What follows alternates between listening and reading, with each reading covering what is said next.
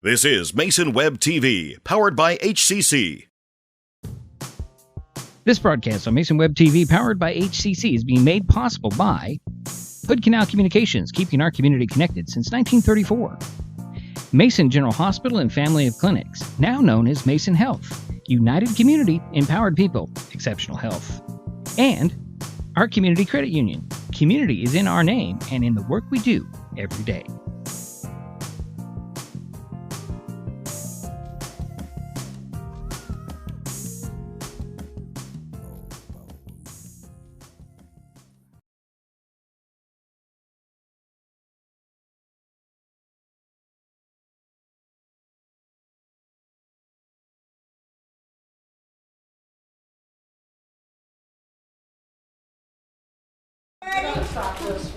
In order to honor everyone's time, I would like to try to start this somewhere near to on time. Thank you very much for coming. Welcome to the North Mason Chamber's Government Affairs Committee. We actually have a meeting every month on this Wednesday, but quarterly we're trying to open it up to the public for topics which are of interest and of concern to our neighbors. So that's what we're doing here today. And so I don't really like to talk in public that much, so I will very quickly turn it over to Dana, who is our Superintendent of Schools, and she will explain to you about the replacement levy, why we need it, and how it impacts you and our community. Thank you, Dana. First, I want to thank everybody for being here today, and I also want to thank Board President Laura Bode for joining me to assist with this presentation. We're going to kind of play tag team a little bit. But I want to start by answering questions that we think some of you may have, you may or may not have, but it will kind of help you understand why we're going out for a levy. Over the last decade or so, the legislature has been wrestling with something called the McClary decision, which required that they fully fund public education in our state. And finally, a couple of years ago, they came to a resolution and put out a plan for fully funding public education in our state. Unfortunately, their plan for fully funding public education funds a formula that parts of it were created in the 1970s, the newest parts were created in the early 2000s, and they don't fit what we need to do in school today. And I'll give you just a couple examples to start with. Overall, the funding formula from the state funds about 40% of our classified employees, and that's the employee group that's hardest hit by not being fully funded. It doesn't fully fund our certificated, which is our teachers, or our administrative staff either, but the staff that is most significantly unfunded is our classified staff positions. And what that means, for example, is when we look at the people who we need to keep things running, our custodial, maintenance, grounds workers. The state funding formula says we need 3.3 people to do all of that work for all of our fields and all of our schools all day, throughout the year, every day. We have 18.8 people, and if you ask any of our grounds maintenance or custodial people, we don't have enough people yet to do the job. So those additional 15 people are being funded with levy dollars or in local dollars. So that's a really good example. Another really good example is looking at technology. When the technology part of the formula was put together in the 70s, some schools had a computer lab, and maybe the front office staff used computers, but those computer usage was very limited because we didn't, it was a different time. We have 6 staff. We are funded for 1.2. And again, if you ask anybody in the technology department, they are running all day long to get that work done, and they feel that they could use additional support, but that's what we can build into the budget and what we can afford in addition to what the state funds. So I think those are really important for you to understand. This is a replacement levy. So in 2016 and in 2012, both of those levies, the community approved a $236 per thousand levy. So we are asking again for $236 per thousand. I do want to be clear though, because I don't want anybody to think I'm being disingenuous or trying to slide something under. We asked for $236 per thousand in 2016, and you approved that. Property values have gone up. And that means homeowners are paying less than $236 per thousand right now, because when we asked for $236 per thousand, we figured out how many dollars that would be at those 2016 dollars, and we asked for that total dollar amount.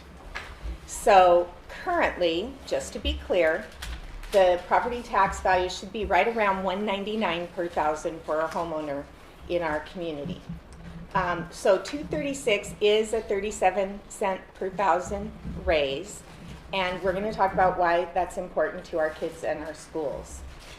When we did the request in 2016, because of the economic times that we were still dealing with and the uncertainty, we did a levy that stayed flat, which meant the amount we asked for each year didn't change regardless of property value increases. The board had a lot of discussion, and Laura will talk to you about that, but we determined that that wasn't a possibility for this one because of the kinds of costs that are rising every year. For example, just this year, our utilities costs in the district, because of things like rising minimum wage, have risen by 15%. So we have to plan how to continue to pay for things. So in this levy, we are building in a small cost of living, but we've tried to be very conservative. I'm really proud of our board for continuing to try to be conservative in what they asked for. The average change in property values over the last several years and decade in Mason County has been 7 to 8%, averaged over time. We built in a cost of living increase of 5%. Now, things would have to change for us to be able to collect, that would actually have to happen, or we wouldn't collect the additional dollars. But it would still, because that's less than the expected change in property values, your amount you would be paying each year is still going to go down each year, just not 40 cents or so like it did this last time. So starting, many years ago, but certainly in the last 3 or 4 years, the district has looked really hard about how are we meeting the needs of kids in our schools. And we spent a lot of time looking at every piece of data that we could find, because kids are doing well. Some kids are doing extremely well. Some kids are continuing to struggle. And we've been doing a lot of really good work that the research tells us should be making those changes, and it hasn't been making the changes at the rate that we'd like to see it. So we started looking at that very seriously, and what we determined was that we have to approach education differently. We can't focus only on reading, writing, arithmetic. Those are important, and those are the outcomes that we have to produce. But a lot of our kids are coming to school with so many things happening in their lives before they get here, or with food uncertainty or home uncertainty and all those kinds of things, that we have to deal with those first. So we determined that an effective education in North Mason had to address the needs of the whole child. So we had to address social emotional learning, behavior supports, as well as academic learning in order to get the academic results that we need and in order to produce the kinds of citizens of the future that our community expects. So one of the things that is an additional cost outside the basic classroom teachers that are paid for by the state formula is how do we do that? We have put more effort into providing counseling support services in our schools, more effort into providing other kinds of support in the classroom, parapros and teachers with specific training to meet the needs of our students. And as we do that, we are hoping that as time goes, we're keeping the data so that we can report to the district and the community on what successes we are seeing or not. And if we're not, we'll have to change that approach again. But that's very important to us. And when we look at the needs of the whole child, we also have to look at kids learn differently, and they need different things in the school environment to be successful. One of the things that's fully supported by the levy is student activities and athletics, and those are important for many, many children. But there are other things that are also not supported that we don't automatically think of when we think of student activities and athletics, and that includes things like the arts. And in the last few years, we have worked really hard to expand the arts opportunities for kids in our schools. So We have added orchestra at the middle school. We are in the process of adding orchestra at the high school. We have a few kids who participated in this first year at the high school, and we hope that will grow, and we'll continue to work on that. We have expanded the visual arts at the high school. We have added for the first time in many, many years a full-time visual art teacher at the middle school. And we have added visual arts programs K through 5. In K through 2, we have a certificated teacher who is part of the rotation that kids go through when their teachers are on planning period. They go to PE or music or library or art. And then in 3 through 5, we have put together the community parenting supported volunteer art program. And we hope to add that teacher eventually too, as we can work the funding. But right now we have a really cool volunteer program that you may have read about in our newsletter that was in the mail this week. And so we're really excited about the things that are in place for kids. And at all grade levels we've been looking at, are we putting everything in place for kids that we need?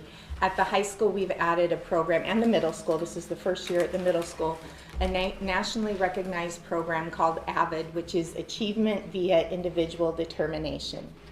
And what AVID does is it's what's good for some kids, and it focuses on a cohort of kids every year. But over time, what the pieces that you put into the classroom for AVID get put into every classroom, and they touch every kid in the school. So there are 11 strategies in AVID that have been determined and have been proven nationwide to produce children that are more effectively prepared for college and the workplace, and that are ready to walk out of high school and into whichever environment they choose and be successful. And so AVID is very important to us. We had the first cohort of kids come and talk to the board at a meeting this fall, and people were really blown away by what the kids had learned and were able to do already. And it's a multi kind of tiered thing. AVID kids who are identified in the cohort take an AVID class as an elective. And in that class, they learn about how to present themselves effectively. They learn about public speaking. They learned how to effectively write resumes, and how to effectively do a job interview, and how to effectively do a college interview. They get support in doing college applications and scholarship applications, and they get to visit a variety of college experiences. They get to look at jobs that they might choose to do as they move on in life. And so they get a lot of real world learning about work experience. They also, students who are part of the AVID cohort are required to take advanced courses. So they have to take a course that, if we have a college advanced placement course, they have to take those, or they have to take courses at the community college, or they have to, at the middle school, they have to get put into the more advanced courses. And that's part of the requirement for AVID, because we want the kids to learn how to stretch themselves. Another part of what happens in that AVID classroom is that they also get additional support. So we work with community members to be tutors in the AVID program, come in and work with kids and help them be successful in those very challenging courses. And they help one another. They do things like not Aristotle. Anyway, they do different ways of looking at their curriculum and helping each other and asking questions so that they can all be successful as they move forward. And the really cool thing, and it's just one measure, but it's a very obvious measure, when you get a group of kids in AVID, and it happened across our state and across the country, but the first group of kids in the program that went through when I was still a principal in Walla Walla, for example, and we were the middle school, so the first program started there at the high school, so I'm not taking credit for these kids at all, because we didn't get on board till later. But that first cohort of kids that went through 4 years of AVID at the high school had 25 kids in the class, just like we have. Those 25 kids, when they graduated, had over $2 million in scholarships just for them. Wow. Not even counting the rest of the class, because they learned how to do that. And that's how important that kind of program is, because it opens opportunities for our kids that they might not have seen. So those are some of the things that we're doing that are very important to support our kids in our schools, and I'll hand it over to you. Okay, well, I do want to stress that this is a replacement levy. One will expire, go away, and we need a new one to continue all the programs that the previous one was paying for. The school board spent a lot of time discussing this at our meeting and talking about what we felt the community could support, and other districts have asked for the maximum, which would be $250 per thousand, and we just decided that that's not what we want to do here. We're working really hard to be frugal with the money that we get and to use it wisely and still implement all of these new programs that she has talked about. That this woman is amazing. She brings an idea back, and it's going to happen. And it happens sometimes with a shell game with the money. Okay, this is good for kids. We want to put this in place. So A legal game. It's right. Yeah. Oh, of course. At any rate, the way that we want to build strong schools is by continuing to ask for your support, along with the money the state gives us, which is never enough money, and probably never will be, because that is just so political and so difficult to crack that egg. But if you continue to support us, we can continue to grow our programs and to add all of those new and innovative programs that are really good for kids, that hook them, that they want to come to school to learn, through performing arts, through the AVID program, through all of the extracurricular activities, in addition to all of the academic programs that are offered as well. But to do that, we still have to ask for extra help, and that's where you all come in. And being business owners, I'm assuming everybody probably is here, you know that strong schools promote strong communities. They encourage new families to come here. When, as a real estate broker, I don't know if any of you are in real estate in here, but, well, Randy is, of course, but people will ask that first question if they are bringing a family into a new community. What are your schools like? What do they look like? What are your, what are you offering in this community that's going to be good for my kids? So when we can continue to create programs and build buildings, which you thankfully supported that bond 5 or 6 years ago, 2014. At any rate, we have great looking buildings, and we have great staff in those buildings now that are delivering programs that we can only offer with the extra money that we get from these levy funds. So again, it is $236 per thousand. If the value of your home goes up, do the math. It might be a little bit more that you would be paying, but it's really pennies when you think about the investment that you're making. And if you break it down to go stop at the coffee stand and buy a mocha for $5, that's probably what you'll be paying over the course of a year. But it's still, the investment for you as business owners is immeasurable. Those people that come into this community are going to bring new economy into the community, and maybe even new commerce. It's a wonderful way to be a part of that growth, and we appreciate what you've already given us. And we're back here again asking for one more levy, and probably 4 years from now, one more levy. But again, the school board wanted to keep it at the same rate. We wanted to be able to say, we're not going to ask you to pay more per thousand. We're going to try to keep doing this and keep improving what we're doing for the same amount of money. And we'd love to take questions. If you have any. I know there's some moms in this room. I see one right over there that I see at all of the games with her kids. Well, to stimulate, one thing I didn't get to talk about, and I can't believe it because it opened today, is one of the things, and Kat has children there. 2 of them in there. We are very, very excited that we added an early entrance kindergarten program. When I told you we were looking at that data, one of the things we looked at was how ready our kids aren't making it on those early elementary tests. So we're looking at how ready are they when they, in 3rd grade is the first time the state tests them, and they're struggling. So how ready are they when they start kindergarten? Well, we're finding that how ready they are is getting less ready with every year in our community. And part of what that is 30% of our kids they test them in 6 areas at the beginning of kindergarten to see, are you really ready to do kindergarten things? And 30% are ready. And you know what? 30% of our kids attend some kind of preschool program right now in our community. And we have some amazing private preschool providers, but they can't serve all the kids that we have.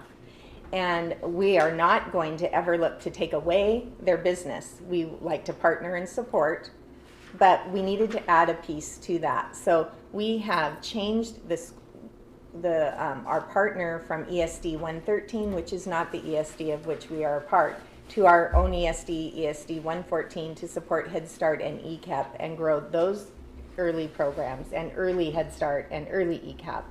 But that isn't enough, and it doesn't meet all of the needs. So starting today, we have opened an early entrance kindergarten program with the first class of children, and we hope it grows and expands. And that is a really neat program that we're able to do. And like almost everybody else around the state that noticed this problem, we go, oh, look, Bellingham has been doing something amazing for 10 years and it's working. Let's all copy it. And that's what we're doing. But it's really powerful. So we're able to identify children who in order to get state funding, they cannot have attended preschool before.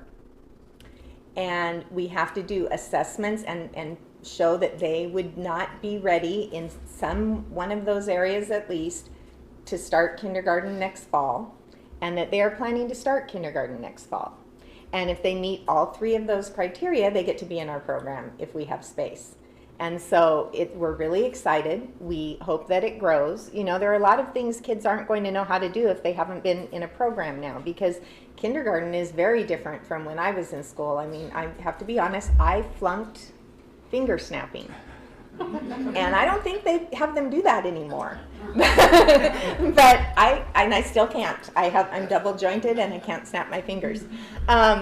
But you know, we got to take naps a couple times a day, and we did some pre-reading activities, and those are the kinds of things kids have to have done before they get to kindergarten now. That's just the way the world has evolved. And so we have worked hard at our kindergartens as a part of this process too in the last couple of years to pull back a little bit on the academic focus and make our kindergartens themselves more play-based, but we still need to hit those children with some experiences before they walk into that kindergarten classroom. So we're really excited about that. But that is also a program that is partially funded by the state. Our teacher will get funded, but all the other stuff that we need for that, we have to find a way to do. And we're very excited. We are bringing in some space for that classroom, but because the county has had some transition in their permitting office, it's taken a little longer than we had hoped to get where we were on that. So the permanent space will be in February, and right now we've remodeled or redecorated at least the museum classroom at Feller, and so the kids are getting to use that space with their teacher until their permanent positions open. So we're really excited about adding that program. We're looking to expand that, and we're looking at some other potential preschool experiences for kids in North Mason, including maybe at some point a fully outdoor ed preschool program that really would fit our environment and our community, and something that we'd like to do. And we're looking for some federal funding to support getting something like that done too. So. And one more thing that we would like to ask you to do, if you're willing, is first of all, wear one of these buttons. They're right back there in the blue basket. And also take a few extra ones and maybe give them to your friends or neighbors or your associates, just to remind people that this is coming up and we need their vote. And if you can do that, your sphere of influence will be greatly appreciated, and it's remarkable how far it can go. So if you could just take some of these extra flyers and maybe some of these and help the school district continue to grow and continue to improve our programs, because it reflects on the entire community. Any other comments or questions or anything? Quick question. So I think there's a lot of people that think the McCleary decision was kind of the fix for everything. And, you know, that was the big news, and wait a minute, this money's coming down from the state, it solves all problems. And of course, that's not the case. And you see other communities around us stepping up, supporting their schools post-McCleary. Are you able to comment on the request that North Mason is asking compared to other jurisdictions around the area? Yeah, I can compare it. I'm not going to compare it to our nearest neighbor because I'm not going to put him on the spot. Sure. But, for example, one of the things that we have to do when we're staffing our buildings is we have to be competitive with Kitsap County, right? And so when you compare us to Kitsap County, there is not a district in Kitsap County that is not asking for the maximum 250. And in fact, some of them are being very creative, and so they're asking for a replacement levy of $250 per thousand, and then they're crafting an additional levy for tech or facilities of another $1.30, $1.50, etc. So most of all of those districts are asking for, in some way, they're asking for more than the 250 that is the maximum. I think what I can say about Greatview without putting him on the spot, Kurt, is that they're in a little bit different place. So that law said $250 per thousand or $2,500 per student, whichever is less. So they might be looking at the other half of that maximum, but it's whichever is less. So. And I think Shelton School District is at 4 something per thousand, so. They're at the 250 plus, yeah. Good question though, yeah. Laura, did I hear you say then and again in 4 years, so 2024, you're going to ask for it again? Probably. Okay. Yeah. Unless something drastic happens at the state level and they pour all the funding that we need into the school district, then we'll just have a big party. Just a rainbow. Yeah, you know, in 2016 when we did it, what we were asking for was almost 19% of our budget. I'd like to say we were asking for a lot less. We're asking for 16% of our budget now. So there was some improvement, but. Well, my question goes to, when does the bond for the new Belfair Elementary fall into that? It's a separate election. Right. And what It's a we'd like, discussion. it's a discussion. Yeah. Right. When we complete this successfully, then our next step will be to garner community members to come into the room and talk about what do we need to do about Belfair Elementary. We all think we have good ideas. I know Randy has good ones, and we'll make some decisions, and we'll include those community members in deciding when and if we go out and what we're asking for. Okay. Actually, if any of you are interested in We serving would on take that- your names that and get a hold of you discussion when we are group, done. That would be great. All the Yeah. input will be very important, and it wouldn't happen immediately anyway. We'd have to get this levy under our belt and then start a discussion about what to do about Belfair, because it's an old building. I went to school there. So that's how old it is. I'm not There have gonna been go- a few remodels, yeah, but yes. yeah. So Could you maybe speak shortly to, let's say that we put, heavens help us that this doesn't happen, that if it didn't pass, what impact would that have on? If it didn't school? pass, a couple things would happen next. The first thing would be the board would go back to talk about what do we do next, and they would decide, they might decide that in April we go out for exactly the same thing. They might decide to adjust that somehow. We at the district office would be making a plan for a 17% reduction in our budget, which would include people, because we have timelines that we have to follow. So those would be the immediate impacts. And if you really want to know, on the back of this, it describes what we use that levy money for. All of these programs right here would go away. Or be impacted. Or be Because impacted. the levy is not 100% funding for all of these programs. No. It depends No. on the program, what percentage funding it is. Right. Yeah, yeah. Right. Yeah, so it is 100, there are things that we would have to make choices about. Athletics, particularly student activities, are ASB funded. They're not considered basic education. They don't fall within the formula from the state. We wouldn't cut them all, that wouldn't be right for kids or our community, and that wouldn't be something we do, but we'd have to look at how do we tighten our belts in all of those areas. It's a real painful discussion. Oh, I'm sure it is, but I think people need to know what Yeah. the Yeah. alternative is if they don't. I can't remember the year that the levy failed, but it was, well, it's been a while back. And it did fail, and we had 1 year that we did not have any levy funds. And I think that was when we had, maybe you remember, Randy, that's when we had to have pay-to-play athletics. And I don't believe we cut transportation, but we cut routes severely. So people were driving kids to school. There were many areas that were impacted, and it wasn't pretty. And we don't want to have to do that again. So that's why we're here now. Did you have something? Do you remember 1981 when we had that happen and they did have to cut the buses?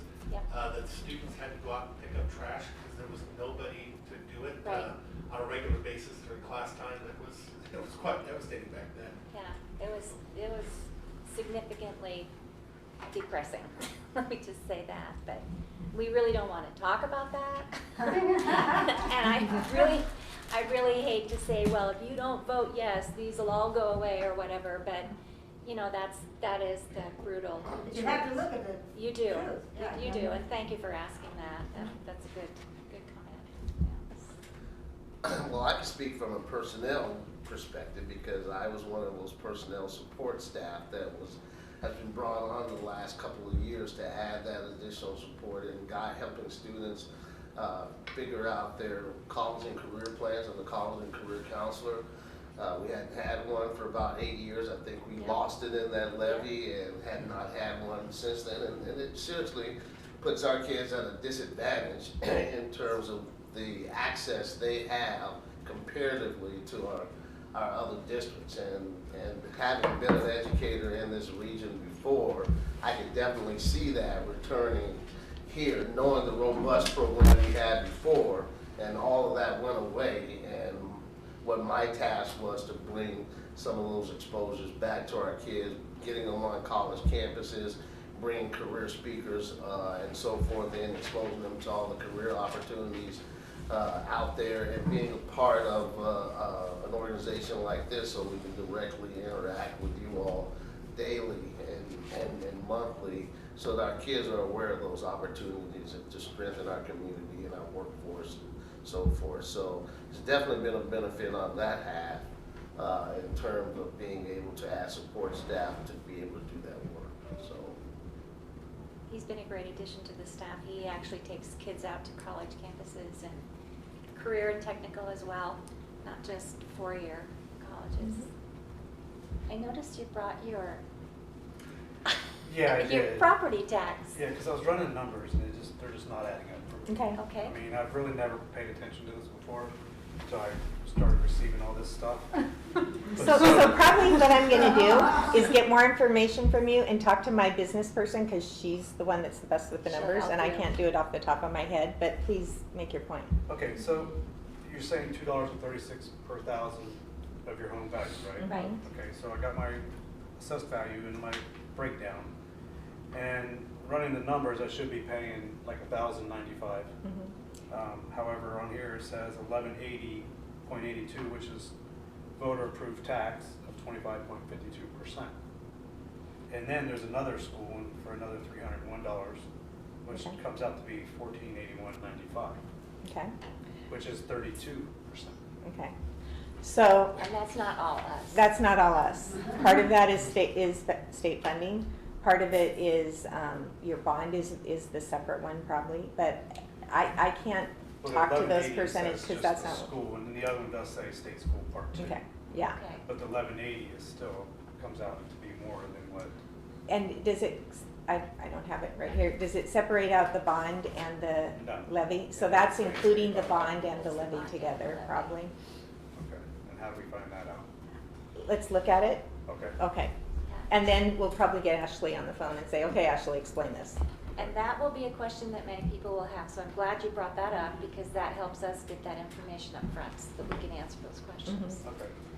And then if you could answer, what part of that percentage, I see was it? So is that 16% for special education? What does that cover? okay? Well, special education covers things like teachers, that covers paraprofessional support. We have many students, and we have a growing population of students that require individual support staff throughout the day, one person to be with them. So those costs start to go really, really high. Special education is supposed to be fully federally funded. And the feds have committed to funding 40%, and they fund about 24%. So there's that piece, and the state puts additional dollars in. And part of how you pay for special education is all those kids are basic education first. But there are many things in the special ed program for an individual student that are above and beyond, and they cost more. Right. So most of that is staffing. It's teachers, so the ratios of teachers to students in special ed programs are lower than that we are allowed to have, are lower than in other classes, and it depends on the program which ratio it is. And then, like I said, there are many students who are coming with very significant needs, and in our district, the state gives us a number of percent of our students that they think we should be funded for special education, and the state number has gone up, but I think it's about 12% right now, and that's great, and we've been below that a lot, but we've had a lot of new families come to our program, to our school for program, and part of that is because we're providing some successful programs. So they're moving here when they have needs, but we're well over the 12% now, and so that also has to come out of levy or out of basic ed, and something else doesn't get funded. So mainly it's for staff, it's sometimes for stuff. So there are some kids that require different kinds of equipment to be successful in the day, and it might be things like adaptive equipment, like different kinds of technology that allow them to communicate. If they have a communication disorder, it also includes things that we have to have in the classroom for helping kids with mobility. So it just depends, but those are some of the things that would be included. Just since I have you both in the room, I know that there's a relationship between the Greatview School District and the North Mason School District, and I believe kids from Greatview, when they get in age, and I know that discussion and that relationship came up during the bond discussion. Can you speak to how that relationship would be impacted by this levy request? Is there, I don't know how the funding works. I don't know anything about it. I just know that. Well, we pay a non-high fee to the school district for the number of students that's set by the state, the dollar amount per student, and we send a check. I don't know if it's quarterly to the North Mason School District, and that is part of our levy. And I don't know the exact number. Is it around 200,000? Yeah, that's about right. So this levy request wouldn't impact Greatview? No, no. Okay. They are separate districts. They do a separate levy request. Because kids at the high school level tend to come here, and primarily they have to pay us for those kids who come here. And we pay Shelton too for the number of students that are there, which is right. I would say probably 95% billed here, maybe 5% to Shelton. Mm-hmm. Yes, Randy. The question that you guys have is probably going to be better directed to the treasurer of the county. Treasurer, she's one that sends everything out. She collects for all the different entities. Everybody gets mad at the county. Therefore it's a county, but the truth is she collects for all of the ports. Yeah, she can provide that breakdown. Yeah, I just want to remind everybody though, on this particular one, now I got a dog in the fight because I have 3 kids in the school right now. I also had a kid that graduated class in 2001 there. What we're talking about here though is not an expansion of services. If it does not pass, we have a loss of services. We can argue all day long whether we need this or we need that, but I can tell you right now, we can't afford to lose what we do have. That's what the risk is at this point. Taxes are high, they always suck, that's just part of the way, but can we afford to lose this part of it? I know myself, I'd be voting for because of that, but again, I have a dog to fight. I have 3 kids in that school, and I can't see them losing any opportunities. I want to try and give them as many opportunities as I can. Yes, ma'am. So I'm actually in the Grapeview School District. My 4 kids attend Grapeview School. I tried to put this in terms, like, because we have our own separate levy information and stuff like that, of like special education services that they provide, because I do have a child who has IEP. If I want to say, okay, well, $1,100 a year is a lot of money, but if those special education services were not provided by the school and I was to take my kid to get therapy or counseling that they receive at the school currently, it would be 4 times that amount of money just for me to pay individually. So the value that the school districts get in the services that they do provide to the community is astronomical. I mean, if I was to go and private pay for the services that he receives at the school, it would at least be 3 to 4 times that amount. So, I mean, if you can look at that number and you can go, wow, that's a lot of money. But, I mean, if track and field wasn't offered and your kid was a really good track and field person, you have to take them. And that's a program that you have to go and pay otherwise for.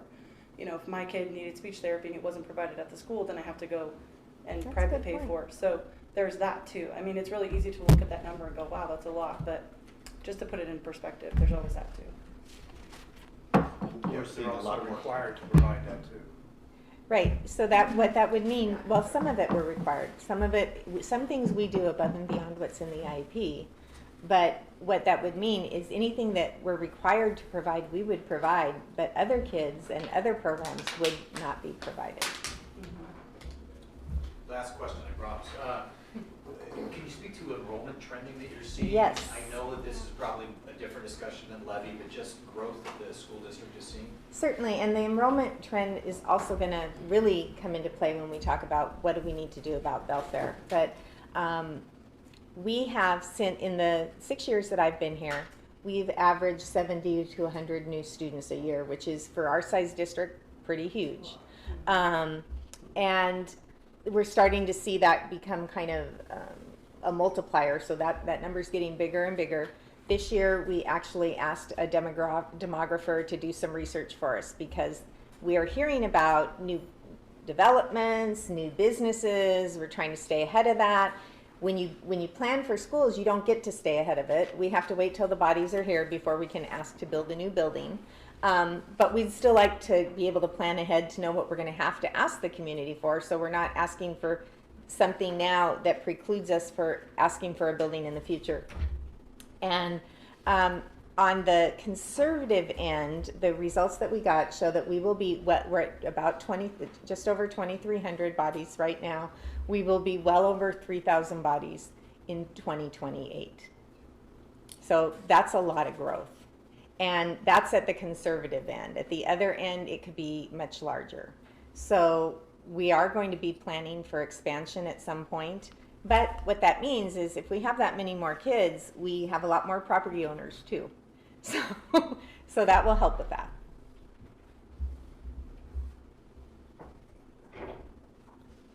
Can I make a Larry, comment? yes.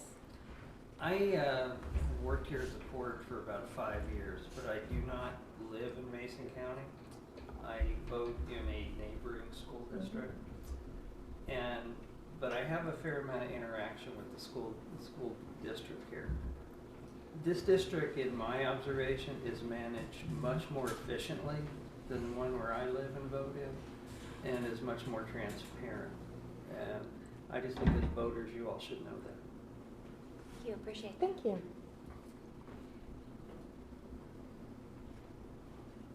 A question that comes up, I hear often is what's the benefit to residents, our community that don't have kids in the district? And besides hireable citizens that are, that we're teaching them the best so they can, give the best to their jobs, what's another thing, what's other things? I think, like the first thing Laura said earlier, is when you have good schools, your property values go up. So that's a very big deal. When you have good schools, people want to be a part of your community. So people come, businesses come, you can grow, you can provide more supports. One of the things that we're really proud of is this district, because I'm kind of taking a detour here, but one of the things we're really proud of is the partnerships that we're building with our community. So we have a partnership with BHR to provide all sorts of counseling services for kids who need them in our schools. We have a partnership with Peninsula Community Health to provide a staff and student health clinic on our secondary campus that meets both behavioral, emotional health, as well as physical needs for the people who take advantage of that. We have our partnerships for preschools, our partnerships with Boys and Girls Club. We look for all different kinds of ways to partner with our community. We have partnerships going on in the Career and Technical Education Department to provide students opportunities for work-life learning. All of these things are important to us, and one of the things that we really want to remember ourselves and ask our communities to remember and be a part of is we pride ourselves on being central to this community and having community participation. We want to have those partnerships, want to have community members in our school working with our kids in our programs to help make our schools and our community more successful as we move forward. Yes?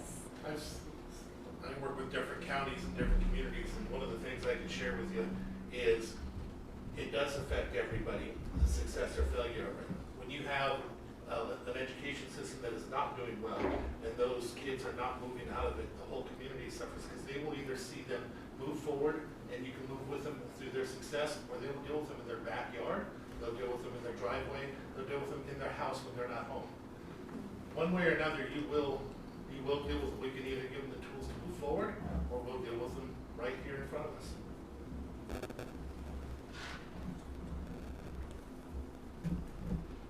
Anybody else, any more questions or comments? I do have a comment. I attended the middle school Christmas concert. Mm-hmm. And I've got to tell you, I have attended a lot of Christmas concerts, 6 grandkids, so we've been to a lot of them. But Stan Yantis pulled some stuff out of those kids, and with the new orchestra and the jazz band, it was small, but the music department out of the middle school this year rocked. And those kids were absolutely amazing. So the things that, and I know when he started that orchestra on his own early in the morning, got the kids, and it wasn't a class yet.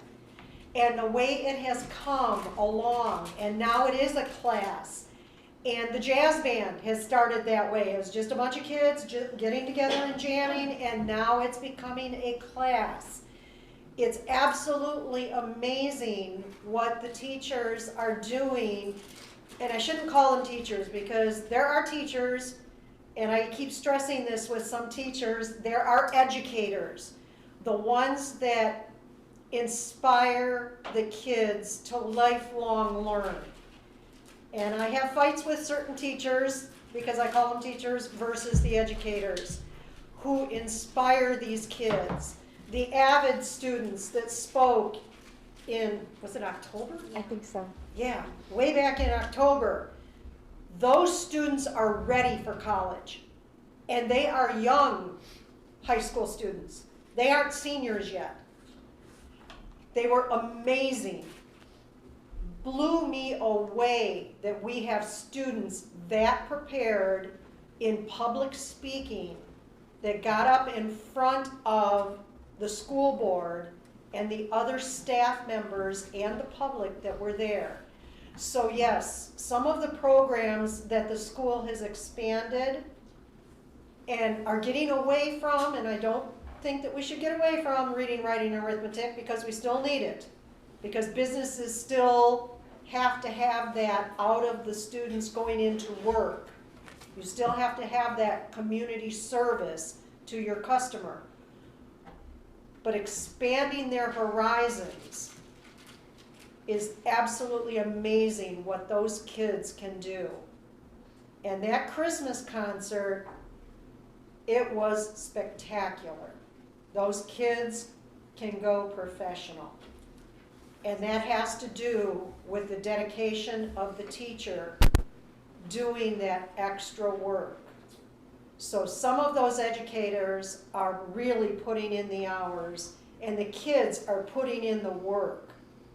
And you don't get that out of everyday kids that don't want to come to school. So there's something happening, and there's been a change, because I've got 2 that have graduated already and 1 going into high school this next school year. And I've got 3 that are just starting in kindergarten and pre-K. So I'm watching the change that has gone on over time since they've started in the North Mason School District. And it's been huge. So I like what I've seen in the change. And it's been good. So is it worth the amount of money? Yeah, because there's been a turnaround. It's not just teaching for the test anymore. It's teaching whatever the logo is, the branding.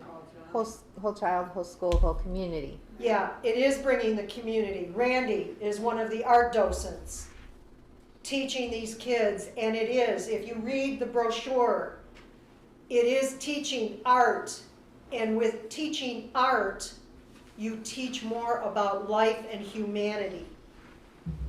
And that can teach you about history. It can teach you about math, and you don't even know you're learning it.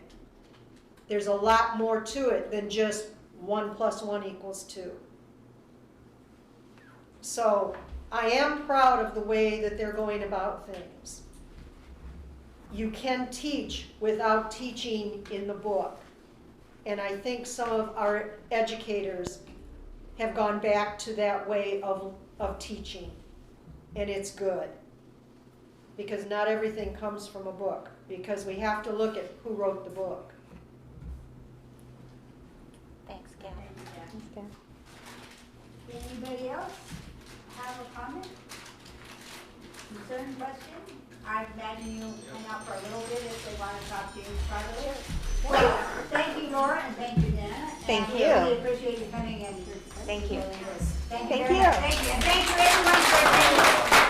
If you didn't sign in on the sign-in sheet,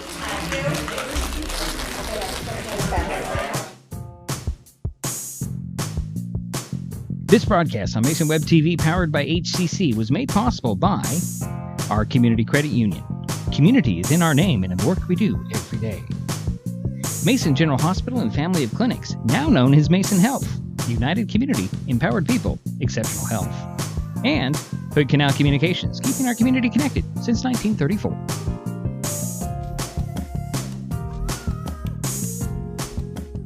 Thanks for watching Mason Web TV, powered by HCC.